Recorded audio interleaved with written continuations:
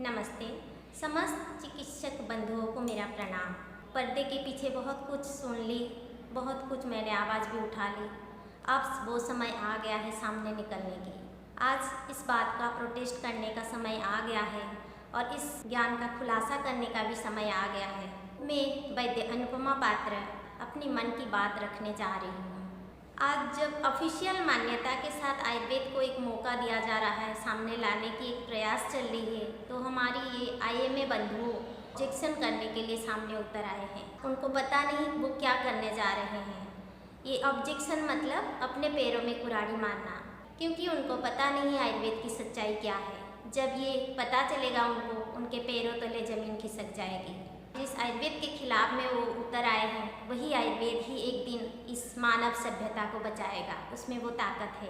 आयुर्वेद वो ज्ञान नहीं है जो कि जिसको किसी मनुष्य ने लिखा है, किसी मुनि ऋषियों ने लिखा है। सच्चाई तो ये है कि भगवान ब्रह्मा ने इसको सृष्टि किए हैं और मनुष्य सृष्टि करने से पहले ही इस विद्या को सृष्टि किया गया है, जिसको हम जानते हैं एक अथर्ववेद का एक उपवेद है आयुर्वेद। तो मनुष्य कल्याण के लिए हर समस्या का समाधान, हर चिकित्सा का समाधान इसमें समाहित करके ऐसा एक विद्या समाज को दिए हैं, काल के प्रभाव से छिपड़ा हुआ है। तो आज वो समय आया है जब भगवान चाह रहे हैं कि इस विद्या की आज ज़रूरत है, आज सामने लाने की ज़रूरत है। तो हमारी ये आईएमए बंधुओं ने उसको ऑब्जेक्शन करने आ गए हैं। हालांकि आपके ऑब्जेक्शन के पीछे भी कुछ कारण है, ऐसे भी निराधार नहीं है, क्योंकि हम भी अपने को पूरे तरह से आपके सामने आयुर्वेद की उचित परिचय क्या है वो रख नहीं पाए। ये हमारी कमी है। तो आयुर्वेद पूरे ताकत से सामने न आ पाने का जो मुख्य कारण है उसको मैं शॉर्टली प्रकाश करना चाहती हूँ।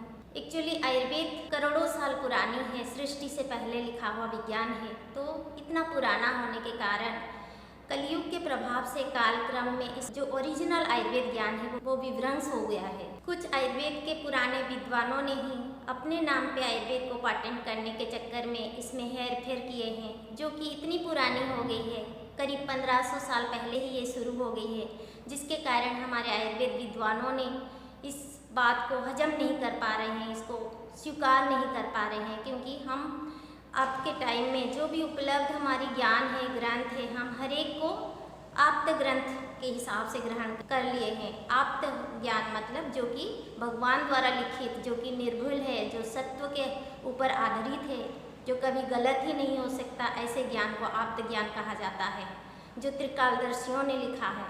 तो हम आज हर एक उपलब्ध ज्ञान को आप्त ग्रंथ के रूप में स्वीकार कर लिए हैं, बल्कि वो गलत है। आज वो समय आ गया है उसका सही विचार करने। सच्चाई ये है कि आयुर्वेद एक बार पूरे ताकत से सामने आ जाए तो एलोपैथिक का सत्ता ही नहीं रहेगी, क्योंकि इतने सरल ढंग से बिना सोफिस्टिकेटेड तकनीकी के सहायता से हर बीमारी का ऐसे इलाज करना संभव है जो कि आज सामने नहीं आया है, किताबों में छुपा है। तो जब ये आयुर्वेद अपने स्वरूप में सामने आएगा तो कौन भला नहीं चाहेगा जो कि सरल उपाय से अपना चिकित्सा कर पाए। तो ये तो दूसरी बात है, जब आयुर्वेद सामने आएगा तब पता चलेगा इसकी सच्चाई के बारे में। आज समय आया है हम अपने ही चिकित्सा पद्धति को समझें, जो सालों से पराधीन रहा उसको हम स्वाधीनता दिलाएं, क्योंकि यही आखिरी उम्मीद है इस समाज को बचा पाने का। जिस समय पे हम चल रहे हैं वो इतना सामान्य समय नहीं है। इसके बारे में मैं आगे अपने वीडियो में रखूँगी, क्योंकि ये जो कोरोना डिजीज़ आया है ये तो एक ट्रेलर मात्र है। इसके पीछे बहुत सारी चीज़ें हमें झेलनी है और इसके बारे में भी ज्ञान आयुर्वेद में ही है और उसका समाधान आयुर्वेद में ही है। तो आप सबसे मेरा अनुरोध, आज प्रोटेस्ट करने का समय नहीं है, आज हमें मिल के काम करने का समय है। आयुर्वेद को एस्टैब्लिश करने का जो जिम्मा है, जो रिस्पॉन्सिबिलिटी है, सिर्फ आयुर्वेद वालों का नहीं है।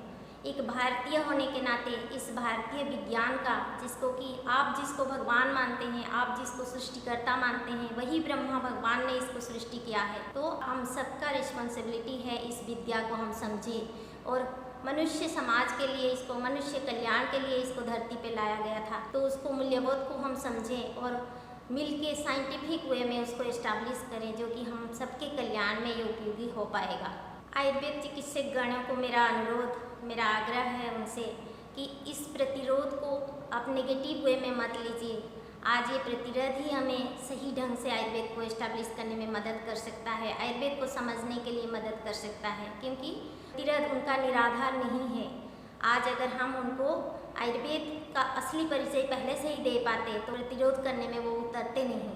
तो हमारी भी कहीं ना कहीं गलती रही, जिसको हम आयुर्वेद का स्वरूप को समाज के सामने नहीं ला पाए। तो आज ये समय है हमारी अंतर मंथन की, जिस बात को मैंने 5 साल से बताती आ रही हूँ।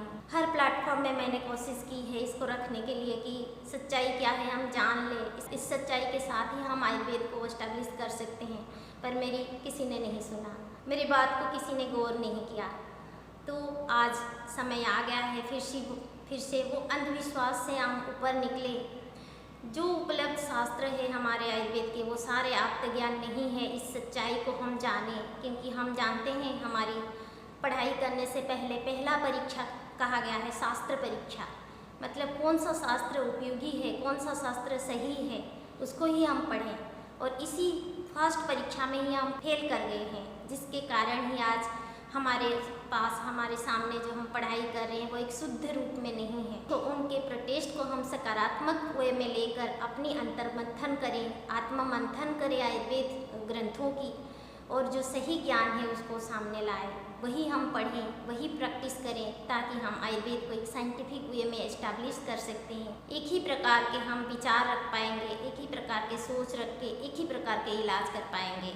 तो निश्चित रूप से कोरोना के बाप भी आ जाए तो हमारे सामने हार मान जाएगा। इसको हमें प्रमाणित करके दिखाना है, अपनी गलती को सुधारने का एक मौका मारकर उसको हम आगे बढ़ें। मेरा जो आवाज़ आज अगर उसको गौर किए होते, सीरियस लिए होते, तो आयुर्वेद सुधर गया होता।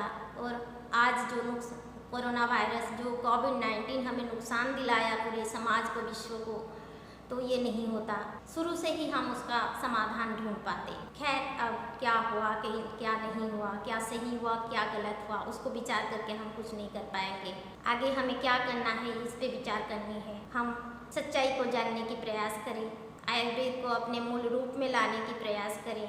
आयुष सिस्टम के मूर्धन्य विद्वानों से मैं अनुरोध करना चाहती हूँ, मेरी आवाज़ को दबाइए मत। इस पे सच्चाई है, इस सच्चाई को गौर से जाकर झांक कर जानने की कोशिश कीजिए, तभी जाकर हम आयुर्वेद को साइंटिफिक वे में इस्टेब्लिश कर सकते हैं। और किसी की हिम्मत नहीं होगी इसके ऊपर उंगली दिखाने की। और एक सच्चाई बोल दूँ, जिस समय पे हम चल रहे हैं ये इतना सामान्य समय नहीं है। हम सत्ययुग के दरवाजे पे खड़े हैं। अब हमें निर्धारण करना है हम सच्चाई के साथ दें कि नहीं, और हम सच्चाई पे चले, वो आयुर्वेद आकर ही रहेगा। समाज कल्याण के लिए इसको लिखा गया था और वो सफल होकर ही रहेगा। भारत के सारे अलग अलग स्ट्रीम के चिकित्सकों को मेरा अनुरोध, हम सब हमारे भारतीय चिकित्सा जो मूल चिकित्सा है उसको हम मिल के समझने की कोशिश करें, तथा उचित रिसर्च के माध्यम से उसको इस्टेब्लिश करें। तब जाके इस ध्वंसाभिमुखी समाज को हम बचा सकते हैं। भारत को विश्व गुरु बनाने का जो हमारे सपना है वो इसी माध्यम से पूरा हो पाएगा, क्योंकि आयुर्वेद एक सिर्फ चिकित्सा विज्ञान नहीं है, आयुर्वेद जीवन विज्ञान है। और यही आज का समय की जरूरत है। इस ज्ञान की संपूर्ण विकसित होना आज के समय की मांग है, और इसी के माध्यम से ही पूरे ताकत के साथ विश्व में भारत अपना परिचय बना सकता है। जय आयुर्वेद, जय भारत।